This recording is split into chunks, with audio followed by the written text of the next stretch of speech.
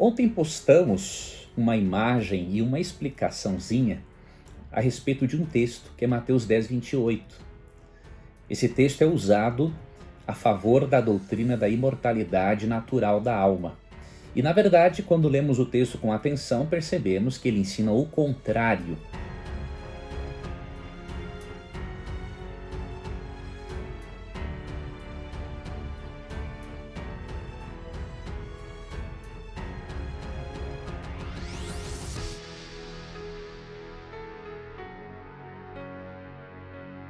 E eu até daqui a pouco vou ler esse texto para você.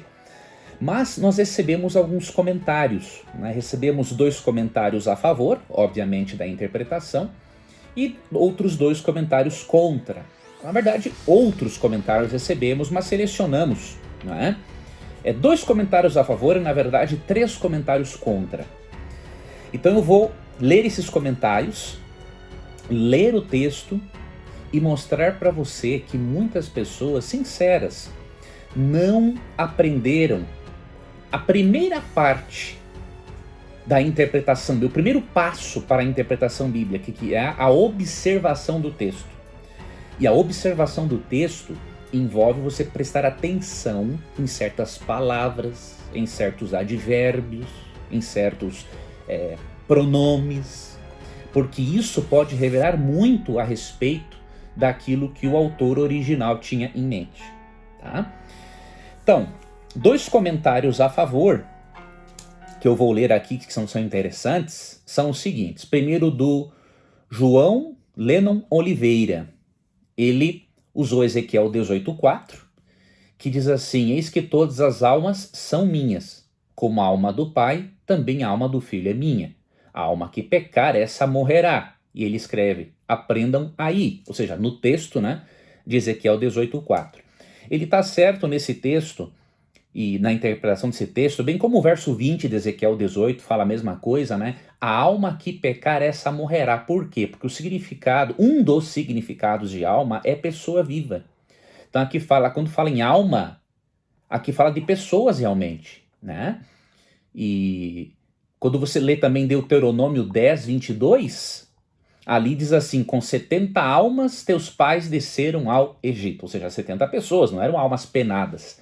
Então, na Bíblia, o sentido primário de alma é pessoa viva, mas tem outros significados, é um termo que tem um significado muito amplo, mas não tem essa conotação grega de uma entidade consciente que sobrevive fora do corpo.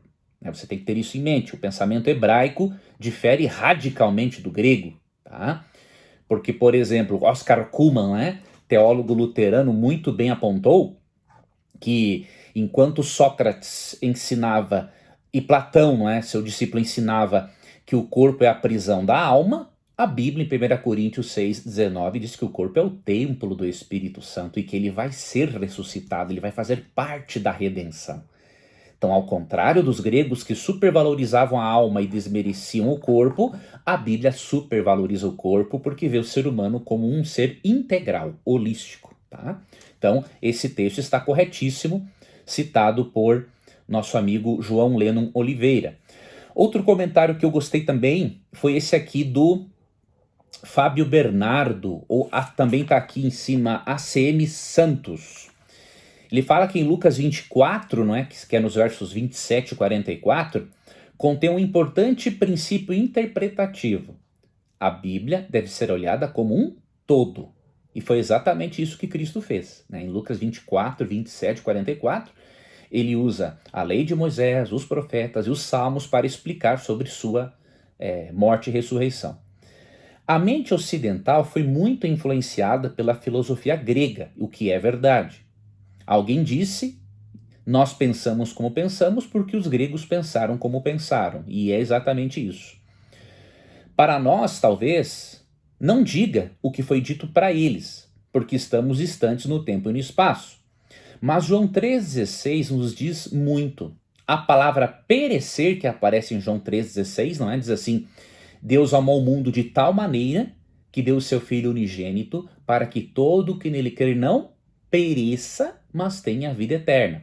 Então ele argumenta que esse termo grego é o termo apolume, e significa destruir completamente, apagar da existência, desvanecer-se do nada. Então, ou seja, quem não aceita Cristo como Salvador, ele vai deixar de existir. E ele continua citando Romanos 6,23, o salário do pecado é a morte, que é o oposto de vida eterna. Não é miséria eterna, mas aniquilação eterna, morte eterna. Nunca foi plano de Deus que mesmo os ímpios sofram as consequências do pecado de forma perene. Deus deseja felicidade eterna apenas para aqueles que lhe são fiéis. E é correto o pensamento dele. Quando a Bíblia fala em castigo eterno, ele é eterno nas consequências, mas não na duração. Por quê? Porque a Bíblia ensina a graduação de castigos. Tá? Você vê em Mateus 11, 20 a 24, Jesus dizendo que algumas cidades dos dias dele que forem penitentes teriam um castigo mais rigoroso que Sodoma e Gomorra e outras cidades. Então, há gradação de castigos. Uns vão demorar mais tempo, sim, no lago de fogo, mas depois haverá uma aniquilação total, porque Deus vai terminar com o pecado. E terminando com o pecado, ele termina também com aqueles que se apegaram ao pecado, tá? Agora, vamos ver aqui 3 comentários contra a interpretação de Mateus 10, 28. Aí eu vou ler os comentários, vou, obviamente, ler o texto, e aí, em seguida, eu vou deixar para você 2 trechos que eu já tenho preparados, que eu já gravei em outra ocasião, em que eu abordo alguns aspectos de Mateus 10, 28, bem como outros aspectos da doutrina da imortalidade da alma, tá? O primeiro comentário contra foi o do Fábio Bernardo, que ele diz assim: o texto diz que Deus tem poder de matar o corpo e lançar a alma no inferno. Não diz que a alma morrerá lá. E eu vou lhe mostrar, Fábio, que o texto diz isso sim, tá?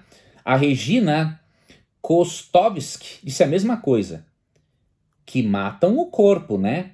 Olha a interpretação do texto. E antes de ler o comentário do Riba Tejano, que diz respeito a um outro aspecto da imortalidade da alma, deixa eu ler Mateus 10, 28 para responder esses 2 comentários aqui, desses 2 internautas que respeitosamente, né, discordaram da interpretação que apresentamos no post de ontem. Então eles dizem, por exemplo, que o texto não diz que o corpo, que a alma morre no inferno, mas só o corpo. Mas vamos ler o texto com atenção. E vou ler ele aqui na versão King James atualizada, tá? Mateus 10, 28. E não temais os que matam o corpo, mas não têm poder para matar a alma. Ou seja, seres humanos podem matar o corpo, mas não podem matar a alma. Aqui a alma já tem um outro significado que eu vou lhe explicar o que é, tá? Temei antes aquele que pode destruir no inferno tanto a alma como o corpo. Cristo está falando claramente aqui que o ser humano não tem o poder de aniquilar uma pessoa. Ele pode até matar o corpo, mas tirar a possibilidade da vida e da vida eterna não pode. Agora Deus lhe falou, temei aquele que pode destruir no inferno, que na verdade o termo é Guiena, né? Guiena se refere ao lago de fogo, que vai castigar os ímpios após o milênio, de acordo com Apocalipse 20. Pode destruir no inferno tanto a alma como o corpo. Então o texto é claro. Deus não vai colocar no lago de fogo uma alma desencarnada. Ele vai jogar todo o corpo do ímpio. Agora, Leandro, por que alma? Na verdade, a palavra melhor aqui nessa tradução seria vida. Por quê? Porque no versículo 39, a mesma palavra grega psique, né, traduzida por alma, ela aparece como vida. Só que o tradutor, influenciado, óbvio, pelos seus pressupostos imortalistas, colocou alma no verso 28, mas vida no verso 39. E o verso 39 diz assim, quem encontra a sua vida, que é alma, a perderá. Mas quem perde a sua vida ou alma, não é? Por minha causa, a achará. Então o tradutor pensou, nossa, é um absurdo alguém perder a alma por causa de Cristo. Mas não, porque a palavra alma também significa vida. Tá? Ela significa primeiramente ser vivo, mas também significa vida. Então, qual é a interpretação de Mateus 10, 28? Que Deus vai destruir tanto o corpo quanto a qualquer possibilidade de vida. A pessoa não vai ter vida eterna. Então, se você ler o texto com atenção, ele não fala que Deus vai lançar no lago de fogo só a alma. É a alma e o corpo. Então, Mateus 10, 28, na verdade, é contra a doutrina da imortalidade da alma. E aí eu vou para o comentário, o terceiro e finalizo, do Ribatejano, porque ele citou Lucas 16, 19 a 31 para dizer que a alma não morre. E ele falou assim: a ignorância propositada das escrituras e fanatismo religioso levam o autor a acreditar que a alma morre com o corpo. E aí ele cita Lucas 16, 19 a 31, né, onde há um diálogo de um suposto rico que foi para o suposto inferno, e ele conversa, né, com Abraão, conversa com Lázaro, que é o pobre que havia ido para o céu. Só que eu não vou dizer que ele tem ignorância propositada, como ele afirmou aqui, porque não vejo isso nele. Mas ele não prestou atenção numa coisa. Em Lucas 16, não é uma alma que está no Hades. É um corpo. Por quê? Porque o rico, quando está lá, ele diz assim: Pai Abraão, tem misericórdia de mim. Manda que Lázaro molhe o dedo. Ou seja, quem está lá também não é uma alma desencarnada. Não é uma alma penada, quem está no céu. E me refresque a língua. Porque ele o quê? Uma alma pode ter língua? Não tem lógica. Então é um corpo que está ali. Então, além de o texto de Lucas 16 ser uma parábola, uma narração fictícia usada para ensinar uma lição moral, o que vemos ali é Jesus utilizando uma crença já popular na época, mas Cristo não separa a alma do corpo, não. Porque o indivíduo que está ali no céu, ele tem o dedo para molhar, se ele quisesse, né, na água e refrescar a língua daquele que estava no inferno. Você já vê o corpo lá. Então, queridos, não tem separação entre alma e corpo. Quando isso ocorre, ocorre a morte, inconsciência total. Do contrário, não tem como. A Bíblia não menciona que para o céu irão espíritos desencarnados e nem no inferno. Tanto no céu quanto no inferno serão corpos que serão jogados. Né? Você vê, por exemplo, Gênesis 5, 24. Né? Diz que Enoque foi levado vivo para o céu. Segundo Reis capítulo 2, mostra que Elias foi levado vivo para o céu. E quando lemos Mateus 17 com Judas 1,9, concluímos que Moisés foi ressuscitado para ir para o céu. Ou seja, quem está lá está com o corpo. Não tem nenhuma alma desencarnada no céu. Então isso deveria ser bem considerado por aqueles que creem na imortalidade da alma. Então agora eu quero que você acompanhe esses trechos onde eu me aprofundo um pouco mais no assunto. E eu gostaria que você comentasse, argumentasse, seja a favor ou seja contra, não importa. O importante é argumentar com respeito, porque nós podemos aprender juntos. Tá bom? Fique então com os próximos trechos, eu aguardo aqui os seus comentários. Agora veja esse outro comentário também de um irmão da Assembleia de Deus. O pastor deveria considerar isso com muito carinho, reverência e oração. Se Deus está revelando para irmãos de várias igrejas, inclusive da sua, que a Bíblia ensina a mortalidade da alma, uma visão holística do ser humano e não dualística ou tricotomista, o senhor deveria avaliar isso. Deus pode estar, por meio do Espírito Santo, falando ao seu coração, para o senhor mudar os seus conceitos. E ele já o usa, ele poderá usá-lo ainda mais, se o senhor ficar do lado da doutrina bíblica. Olha o que esse outro irmão da Assembleia de Deus disse. Você vai vendo aqui as imagens na tela e você vê os nomes das pessoas que comentaram. Ele falou o seguinte: professor Leandro Quadros, a paz do Senhor. Eu sou da Assembleia de Deus, mas não sou imortalista. Me permita uma sugestão. Toda vez que o pastor Elias Soares fala da imortalidade da alma, ele usa Mateus 10, 28, né, que diz: temei aquele que pode fazer perecer no inferno tanto a alma quanto o corpo. Eu já o refutei em relação a isso. Agora, olha o adendo que esse irmão deu. Por que vocês não usam Lucas 12, 4 e 5? É o mesmo assunto e um texto mais simples que não tem nada de alma imortal. Um abraço. Veja o que esse texto de Lucas 12 diz, um texto que um irmão da Assembleia me ensinou a usar e que refuta a alegação do pastor Elias de que Mateus 10, 28 ensina a imortalidade da alma. Eu até mencionei no meu vídeo anterior que a palavra ali pode ser traduzida por vida, com base no contexto de Mateus 10, 28, a alma seria a vida, com base no verso ali 35, né? Até o 39. E o pastor Elias, obviamente, não aceitou esta minha opinião, pois esse irmão da Assembleia de Deus me sugeriu usar Lucas 12, né? 4 e 5, que é um texto paralelo e que tem essa tradução alternativa que eu apresentei. Ou seja, Lucas nos explica o significado de Mateus 10, 28. Olha o que diz aqui. Digo-vos, pois, amigos meus, não temais os que matam o corpo e depois disso nada mais podem fazer. Eu, porém, vos mostrarei a quem deveis temer. Temei aquele que depois de matar tem poder para lançar no inferno. Você percebeu? No texto paralelo de Mateus 10, 28, mostra mais uma vez que o que vai ser jogado no inferno não é uma alma imortal, é o indivíduo por inteiro. E aqui em Lucas ele está dizendo o seguinte, ó, temam, né, aquele que pode matar e lançar no inferno. Aqui não fala de uma alma imortal indo para o inferno, fala do ser como um todo.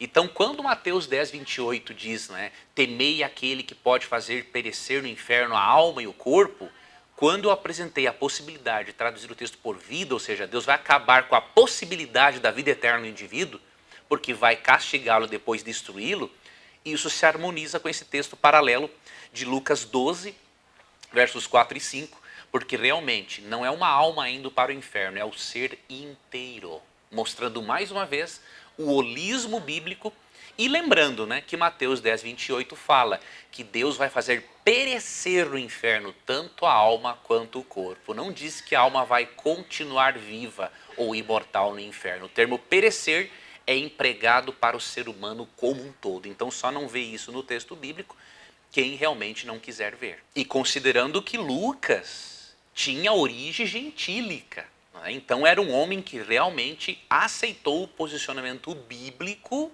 e ficou ao lado da Bíblia e não se permitiu mais ser influenciado pela filosofia grega. Mas espero que o pastor Elias também, com a graça de Deus, chegue a esse ponto, né, de não ser moldado pela filosofia grega.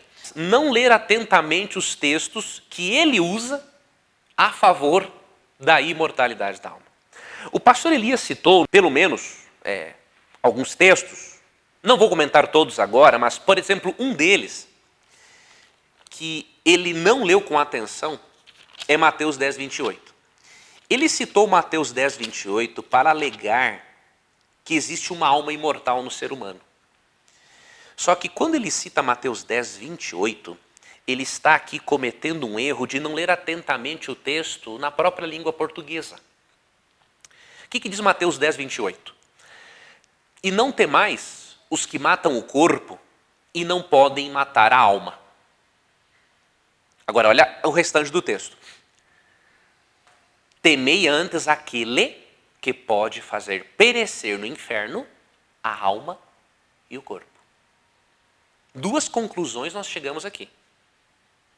Que o ser humano não deve ter medo de quem não pode matar a alma, mas pode matar o corpo.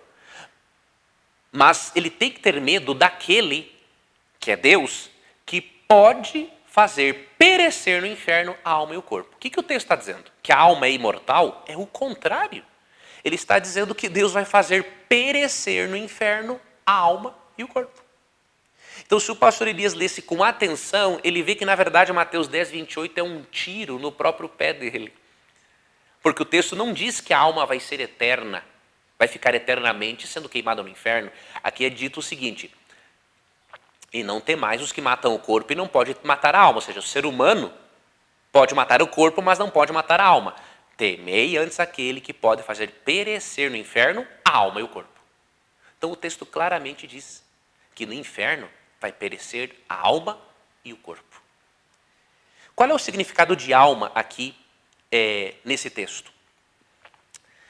O contexto nos ajuda a entendermos.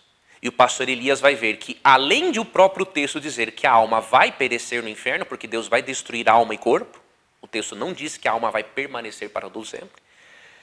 A palavra alma aqui não tem o significado grego que o pastor Elias e outros protestantes atribuem, e católicos também, atribuem o significado ao termo alma. Por exemplo, aqui no versículo 39, olha que interessante. A mesma palavra alma que aparece no verso 28, aparece no verso 39. E aqui Jesus diz assim, ó, quem achar a sua vida, ou seja, a sua alma, perdê-la. E quem perder a sua vida ou alma, por amor de mim, achá-la. O que aconteceu aqui? Os tradutores, eles não colocaram a palavra alma aqui no verso 39 como no verso 28, porque isso daria um problema. Como que é possível alguém perder a alma por causa de Jesus? Só que por uma questão de coerência e de contexto, o correto seria, já que colocou no verso 28 a palavra alma, então coloca também no verso 39. Mas já que isso não foi feito, com a leitura contextual e considerando que a alma perece no inferno, de acordo com Mateus 10, 28, o texto é muito claro a respeito disso, nós podemos entender que alma aqui, no verso 28, tem o mesmo significado de alma aqui no versículo 39, que é vida. Então Cristo está dizendo o seguinte, não temos seres humanos que podem matar o corpo, mas não podem acabar com a vida eterna de vocês. Temam aquele que pode fazer perecer no inferno, tanto a possibilidade da vida eterna, quanto o corpo, ou seja, pode destruir você por completo. Este é o contexto. E o pastor Elias ignorou totalmente o contexto em que o termo é utilizado e não leu com atenção o texto na língua portuguesa.